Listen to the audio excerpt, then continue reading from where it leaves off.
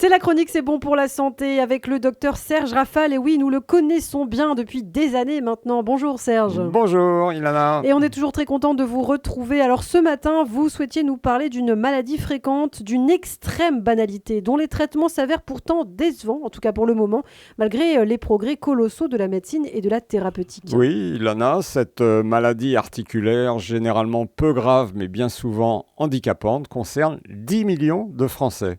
C'est la première cause d'invalidité chez les adultes dans le monde et la deuxième cause de consultation en médecine générale chez nous, juste derrière les maladies cardiovasculaires. Elle n'est pas une maladie du vieillissement, puisque plus d'un tiers des malades peuvent en souffrir avant 40 ans. Nous recevons tous les jours des patients qui nous réclament le médicament miraculeux qui supprimerait radicalement leur douleur, rendrait de la souplesse à leurs articulations et leur dos, empêcherait les doigts de se déformer.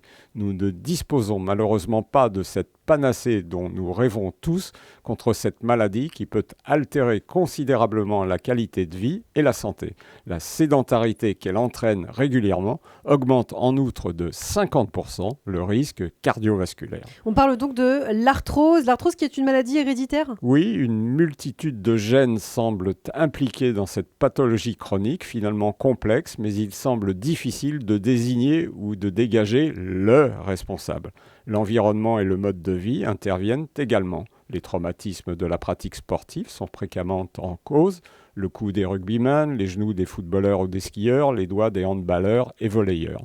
Le surpoids et l'obésité, en aggravant l'inflammation, jouent un rôle non négligeable sur l'atteinte d'une articulation portante comme le genou. Alors quels sont les symptômes évocateurs de l'arthrose ? Bien évidemment, une douleur mécanique déclenchée par l'effort avec typiquement une évolution par poussée où des épisodes douloureux alternent avec des périodes d'accalmie.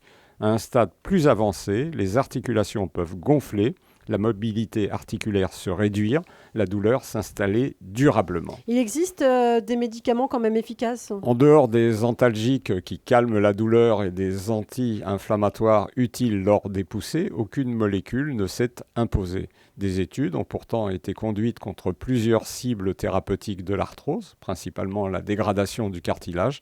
Elles n'ont pas abouti, si bien que les petits moyens restent d'un usage quotidien.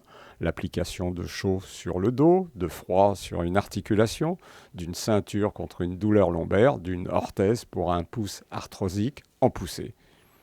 Vous n'évoquez pas, Serge, les mesures hygiéno-diététiques ? Aucun aliment ne possède véritablement une action anti-arthrosique, mais une alimentation choisie, variée, équilibrée, anti-inflammatoire, associée à une activité physique modérée, sont fort utiles puisque le rôle du surpoids est avéré. Donc une alimentation anti-inflammatoire. Certains aliments, principalement des végétaux, possèdent cette réputation. Citons les algues, la canneberge, la cerise, le chocolat noir, la choucroute crue, le colza, les épices, les fruits de mer, la grenade, la groseille, le kiwi, les légumineuses, la noix, l'orange, le pain, la poire, les poissons gras des mers froides, la pomme, les produits laitiers fermentés, le raisin, le thé vert, viande maigre ou volaille à l'occasion. Et des oligo-éléments ou des plantes peuvent aider ?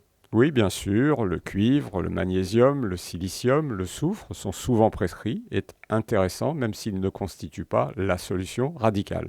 On peut y associer quelques plantes à visée anti-inflammatoire comme le cassis, le curcuma dont nous avons parlé récemment, l'arpagophytum, la prêle, le saule blanc.